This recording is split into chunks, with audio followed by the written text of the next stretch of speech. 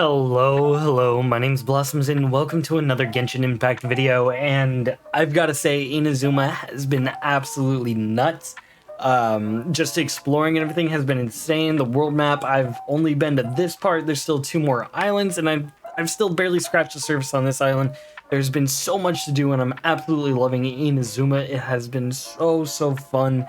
And Mihoyo just announced we're getting a free 5-star next update, Aloy, if you're playing on PlayStation, which is annoying for those who don't have a PlayStation, but they did say you would eventually be able to get it in 2.2 if you don't have a PlayStation, so I wouldn't worry that much. But we are getting a free 5-star next update. They announced Ball and Kokomi coming, as well as Sarah coming next update, and we are just not going to be getting a break in the game anytime soon, and I'm extremely excited to continue making videos for Genshin Impact, as it has never been livelier. And it just keeps getting better in my opinion at this point. But today, that's not what this video is about. Today we're talking about the Electro Traveler, which is another new addition to the game. And yeah, they're really good. The Electro Traveler has kind of exceeded all of my expectations. He is insane. They just really have a good battery kit. So for those of you who don't know, I'm sure you do, getting the Electro Traveler isn't hard. What you got to do is you got to come to Inazuma. You gotta touch one of the statue of the Seven's Electro here, and you get the Electro element. You just have to have the main character in your party. If you've been playing the game, I'm sure you know that at this point. But let's talk about their kit. So essentially, normal and charge attack, the same stuff. Plunging attack, nothing crazy there. So the way this works is you hit your E skill, you deal some Electro damage. It launches these 2 abundance amulets that are created. And when a character is near an abundance amulet, they will absorb it and obtain the following effects. It restores elemental energy, and then it increases energy recharge during the abundance amulet's duration. And so here are the skill attributes. It deals okay damage, but it regenerates some energy for whoever picks it up. It also increases their energy recharge, and it's just got like a small duration there. And then the duration of the actual amulet is relatively long, so you can take advantage of that energy recharge boost, which is really good. And then on top of that, he has an elemental burst that is essentially kind of works like Beto's Q or Fischl's E, and you cast it, and whenever you do a normal or charge attack, it is going to deal some electro damage. But when that electro damage happens, the following thunder hits, it's going to regenerate energy for that character. So yes, this guy is just building energy for your characters, and a lot of you might be going, okay, that's cute and all, but why would I use them over somebody like Fischl or Beto? Beto, yes, does more damage. I'm pretty sure Fischl is likely going to be dealing more damage as well.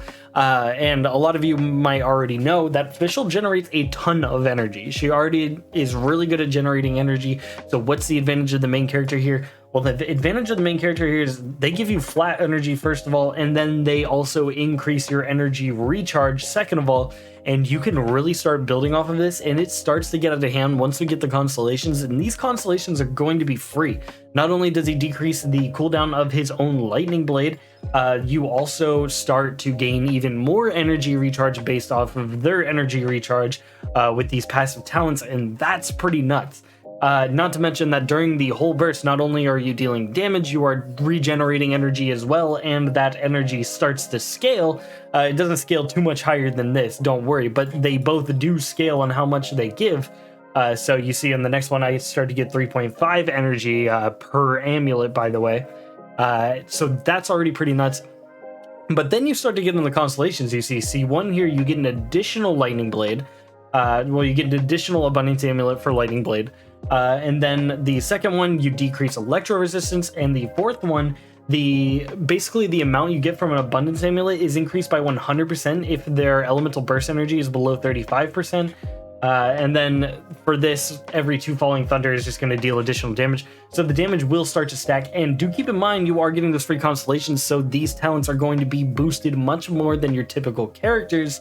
So yeah, the main character is actually pretty nuts. They generate a ton of energy, and they are going to be working for a lot of team comps. Their role is pretty unique at the moment and very strong, and I really like the direction they took with the main character here, making them essentially from going kind of useless to actually extremely useful. If you like elemental burst spam teams, I think you're going to need the Electro Traveler in your party. Now, of course, if you guys want to know, the best set for them is definitely going to be the new Emblem of Severed Fate set. I've gotten pretty lucky on a couple pieces here. My Feather and Flower are already looking pretty nice. Now I just need to get the rest of it, but that's only after 1 day of farming. I got extremely lucky and got that. So essentially, you're going to want that 4-piece there where you're not only getting some extra energy recharge, but you're also dealing additional damage with your burst. That's going to be perfect for the Electro main character here. And then as for a weapon, you're going to want to be looking for things like the Favonius Sword, Sack Sword, or Festering Desire. Those are all going to be great as well. That additional energy recharge is going to be fantastic. But I do think the Favonius Sword is actually going to be the best in slot. And the reason I have for that is because of the fact that the Sacrificial Sword here, if you use the E skill, it will, you know, of course, refresh your E skill, which is very nice. But the way this works is if you cast your E skill before you pick up your emblems of Severed Fate or whatever, they will just disappear and the new ones will replace them. So essentially the way this would have to work is you use your E skill, you swap to another character, you grab those emblems, you use their E skill to, you know, generate some energy, and then you swap back to Electro MC to use his E skill again to generate more emblems, to swap to that person to grab those emblems and do it again, which is very effective, but I feel like it's very slow. And if you want to generate the most energy in the most efficient manner, I think the Favonius Sword is going to do the best at that, where it generates these neutral energy particles. So essentially, I think this works perfect for his kit. You cast your E skill, the emblems are scattered, you generate these orbs, you swap to another character, they get the orbs, and then they grab the emblems of Severed Fate, and they have an additional energy recharge after grabbing those. So their burst is basically going to be ready no matter what at that point. And you just probably have to use one E skill at the most. So I think this is going to be the best for him, but he does have plenty of great options. Skyward Blade, Festering Desire, Sacrificial Sword, Favonius Sword are all amazing options. You could even use something like Lion's Roar if you're trying to go for a huge like damage version of him. But I think something like the Favonius Sword is likely going to be the best in slot.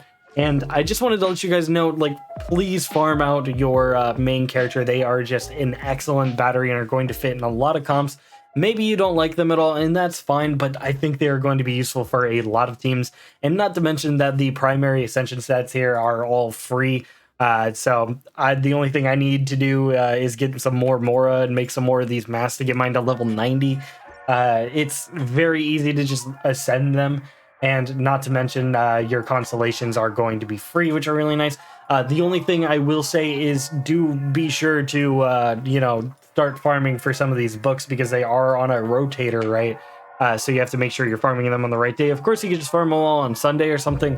But if you're trying to get it done really quick, like I am, then you're going to be needing to farm these whenever they come around before Sunday. But yeah, please farm your Electro MC. I wanted to get that out there. They're really good, and I'm very excited to make some team comps with them. And yeah, just Genshin Impact is insane right now. There's so much going on, and I want to make so many videos. This is just the first of many. I expect one probably tomorrow as well. I might be doing daily videos for a little bit until things at least settle a little bit. But how are you guys enjoying Inazuma? It's pretty nutty to me, and it's only getting better. 2.1's also looking great. So yeah, let me know what you think in the comment section below. That's gonna be it for the video. I hope you guys have a fantastic rest of your day. My name's Blossoms, and I'll catch you guys in the next video. Peace.